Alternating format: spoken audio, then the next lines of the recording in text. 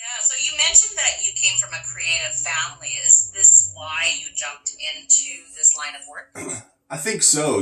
My great grandfather was an entrepreneur. My grandfather was an entrepreneur. My dad's an entrepreneur. My uncle's an entrepreneur. They all own graphic design firms, art direction companies all around the world. And I just kind of grew up in that environment.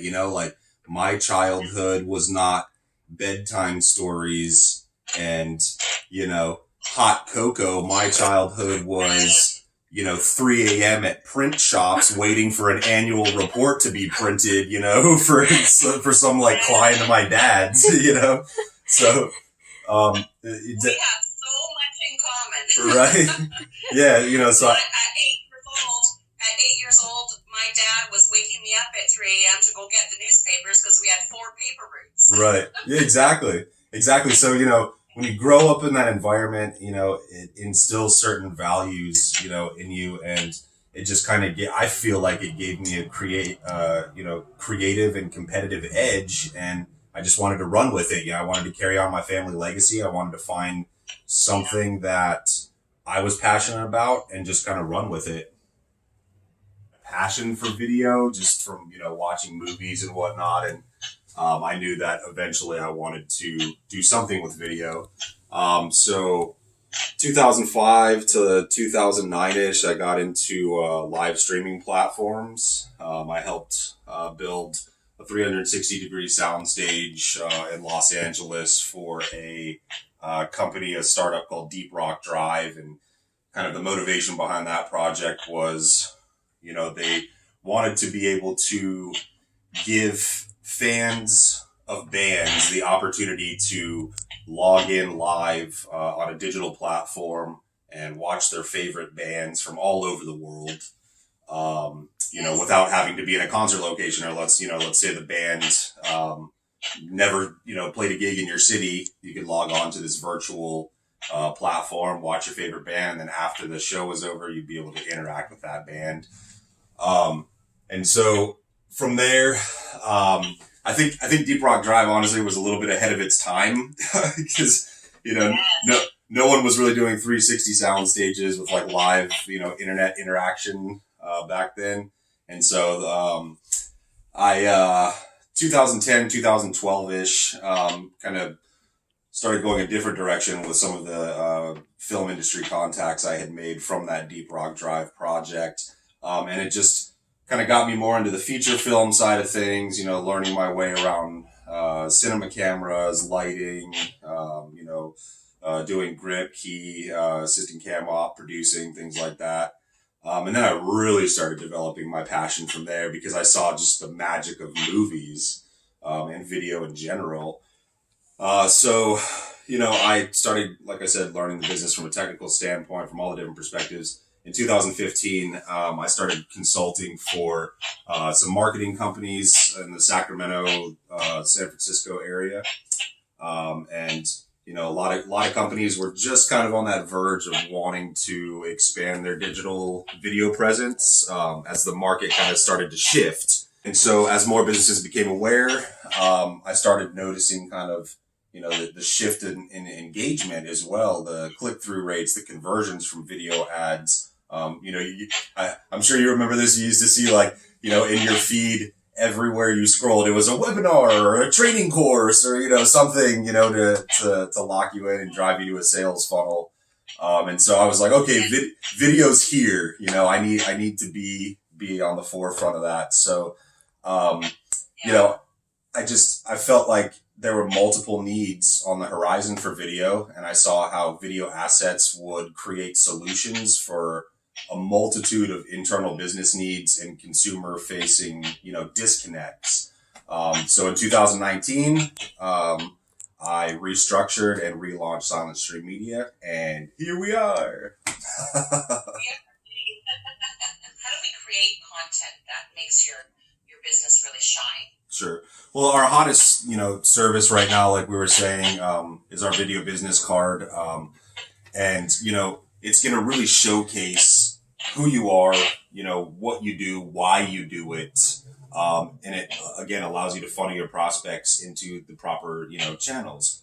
So, the bottom line is make a video business card, because nobody can explain your business better than you can as a business owner, and it's going to be a one-time marketing asset that you can use over and over and over and over again. And whether it's in your, social media channels, whether it's in your email marketing strategy, above the fold on your website. The thing is like I said, people don't read anymore, so you send them something, they click play, done. You convert them, right? As far as our process goes, what we do is we invest our time into kind of learning and defining what core problems our clients are facing and how video assets can potentially help solve them. It could be from any internal, repetitious and informational videos to like product showcasing, to marketing videos, what have you. And kind of once we have a lock on where, our video is going to serve our client best, that's kind of the area we'll focus on. And then we'll typically offer additional video services, outside of that on retainer, to help with customer retention and engagement. But the easiest thing to touch back on that you can do as a business owner is to hire a professional video production company to produce your video. Because bottom line is you're good at what you do and we're great at what we do. That's why we're in these industries. And it's just I work with Al. Right. He's a DJ, right? And that's what he says all the time. He's like, I'll drive my bus, you drive your bus. Exactly.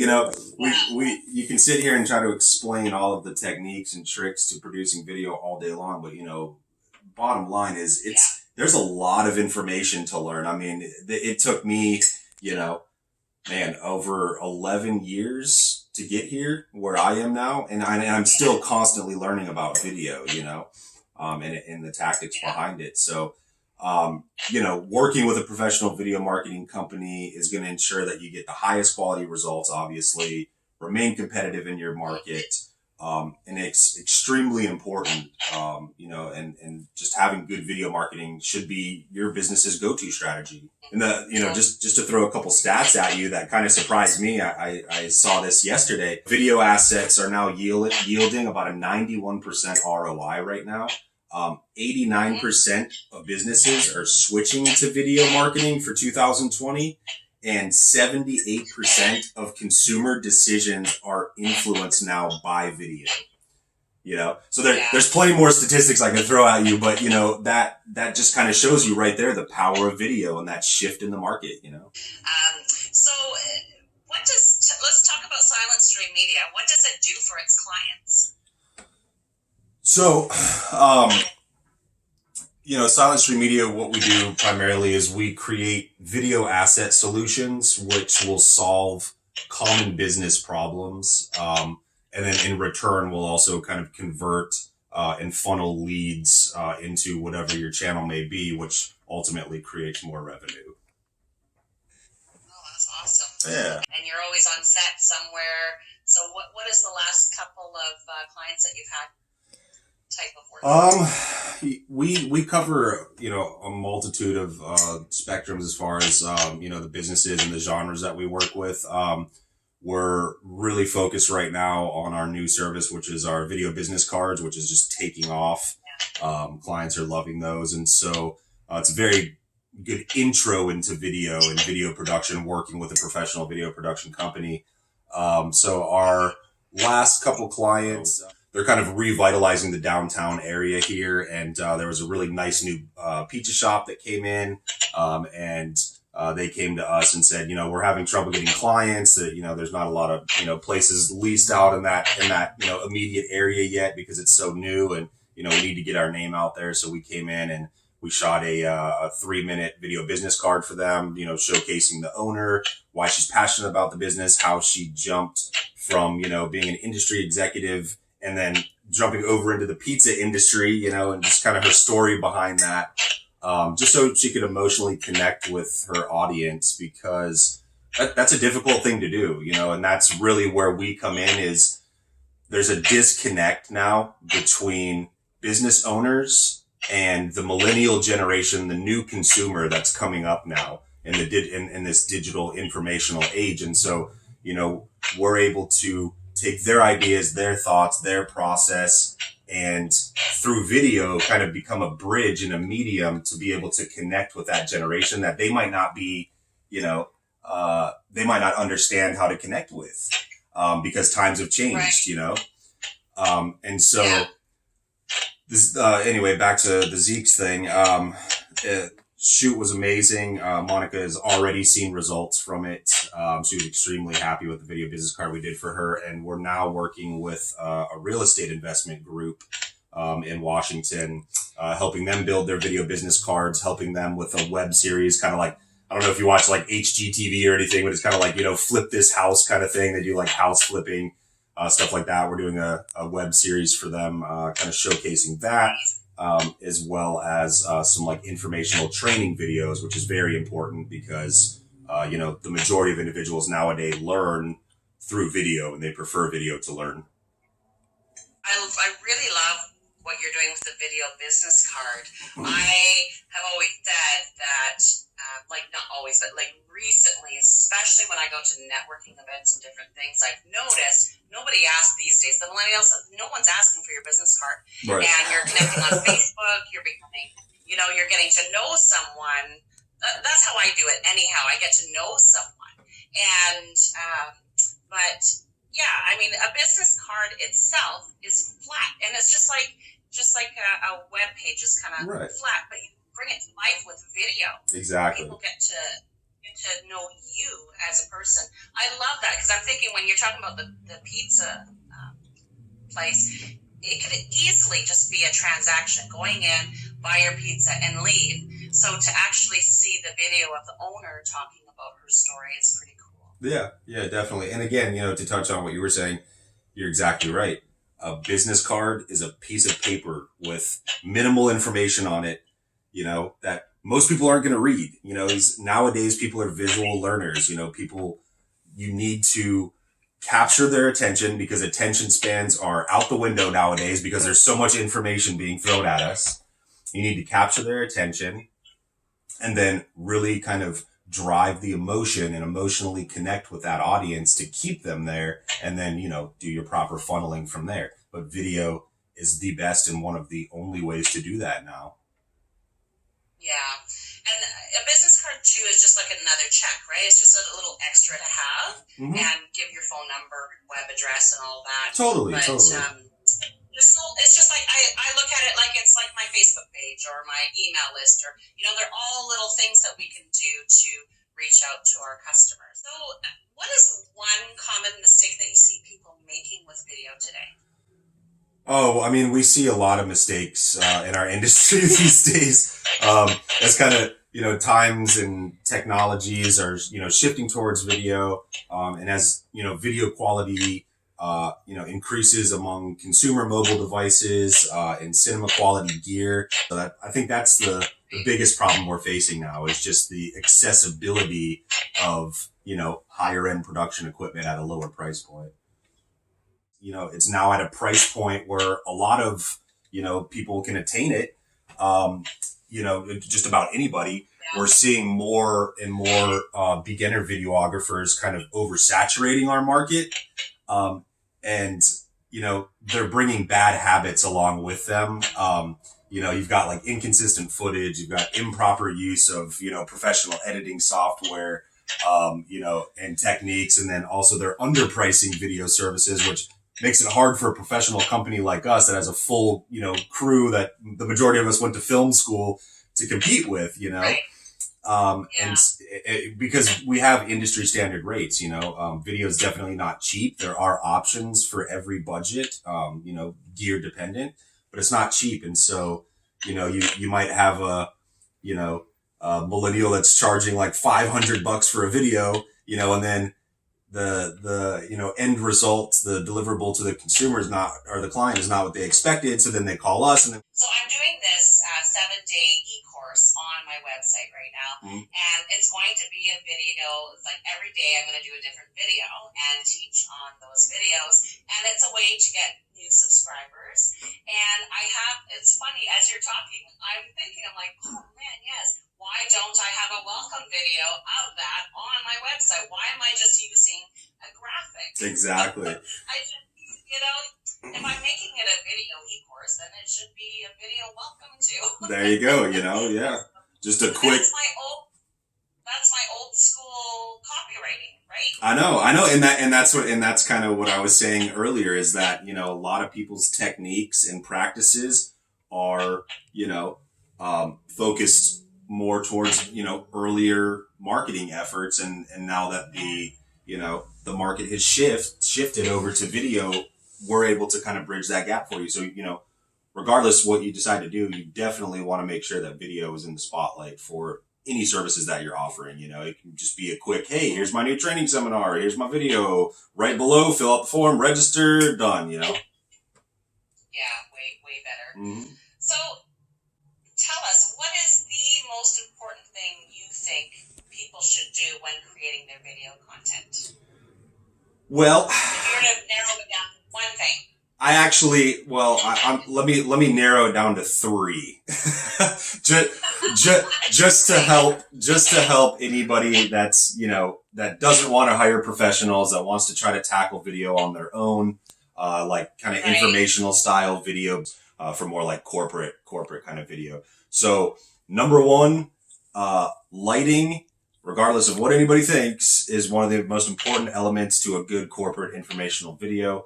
I know I don't have my lighting set up in here properly. I was running around crazy. I had a meeting this morning about a shoot that's coming up, so I just didn't have time to set it up. But lighting is extremely important. It sets the mood. It sets the emotion that you're trying to portray. So, for informational style video, make sure you follow a 3-point lighting system, which I'm prepared to show you right here on my handy little board. Okay, nice. So with a 3-point lighting system, so let's say this is Vera right here. So that's Vera. Let's get a little closer here. You would first start with a key light. So you'd have a light right here.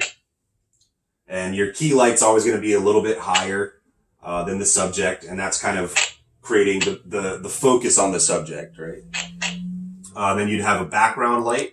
So you'd have a backlight here, which will be a little bit lower at a diagonal from your key light, which kind of fills that area behind you. And then kind of right back here, a little bit lower behind you, that's going to be your backlight. And what the backlight's going to do is that's going to separate the subject from the background to give them that kind of pop. So that's a 3-point lighting system right there. And it's a real quick setup that you can do that will make your videos look a lot more professional. For myself, I sit like with the window facing me, so that light comes towards me. Sure. So yeah, I need to. There's so many things that we can do, and I appreciate you sharing that with me. Yeah. And sharing with everybody. I mean. Now, if you want to be really dramatic, just to kind of touch on that, you can do the Rembrandt lighting where you have a nice soft key on you, and maybe a small pop light, but you get those little triangles and shadows on you. So if it's a really serious product like a shoe launch or a clothing launch or something, and you really want to create that vibe, Rembrandt lighting is always beautiful as well. That I'd like to touch on for anybody interested in creating their own videos is focal length and position. You want to make sure that you're framing yourself either from your neckline up for an informational video, or from kind of your bust up to your head. The other mistake a lot of people make when framing themselves is positioning themselves right in the center of the frame. So there's a production rule called the rule of thirds, which means your subject should never be in the center of the frame. You want to be off to the left a little bit or off to the right a little bit. Exactly. There you go. Yeah. And there you go. And you get kind of a slight profile when you're talking, and for whatever reason, it's just a lot more engaging that way. So that's another little tip about focal length and position for talking. And then of course, audio would be my third tip. Poor quality audio in a professional video can really change your message. And it can disengage a viewer from your intended message as well. So you can use external microphones, a lot of people will be pre-recording their content like on a DSLR or like a, some kind of, digital camera or whatever, and then editing it and uploading it later. So, you can use, kind of a larger overhead mic system, which I have samples of. Like, Nice. like the Rode here, this is a shotgun mic, goes up to 80 hertz. It's got multiple different levels there. And then this can kind of just sit on a boom right over your head out of the frame and capture beautiful directional audio. Rode also makes these tiny little mics here, and they come with little, built-in shock mounts on them, they're extremely affordable, and they'll also capture beautiful audio if you're kind of, within a, 6-foot range from it. So a couple of options to think about for audio too. Very cool. Yeah. There's so many things. Yeah. We could talk forever about it. Oh, if we could. Video is huge, it's really, really important. And I'm going to try that sitting kind of to the side now. Yeah. Thank you for being here. I appreciate you taking the time to talk to us about video content. And you can check out David over at silentstreammedia.com and see what he's all about. I'm going to check into that video business card. Definitely. I think that's really a cool thing. Such an easy thing to share. It is. Online. Just go put it out there. And it's an asset, like I was saying, that any company, any business owner can use. It's a tangible product that you can use in multiple different marketing strategies. And it's a great introduction to, hire our company for a VBC just into video production, into the video production space, and working with a professional company. And you'll see amazing results. So let me just kind of touch on your plug there. So, if anybody is interested in video business cards, wants a little bit more information, dig into it a little more, you visit silentstreammedia.com. Right below the services section, there's a little button there that says video business card. Click on that. There's a downloadable white paper PDF that'll kind of explain video business cards, how they can benefit you, some statistics in there as well. If you want to start a video business card or just talk about it, you can click on our video form link on silentstreammedia.com. And that will take you right to our video form. We'll get back in touch with you, set up a quick meeting, and we can kind of further discuss your vision for your business video. And also on our main site in our portfolio section, a lot of our work's there. There's some video business cards there as well too that you can browse through. So wonderful. Well, you have a great day, David. You too. And say hi to Jen for me. I will do that. I miss her. She misses you too. We'll talk to you again. Yeah, I'm sure we'll talk again soon and do more video on video content. Sounds great, Vera. Thanks for having me. Bye, guys.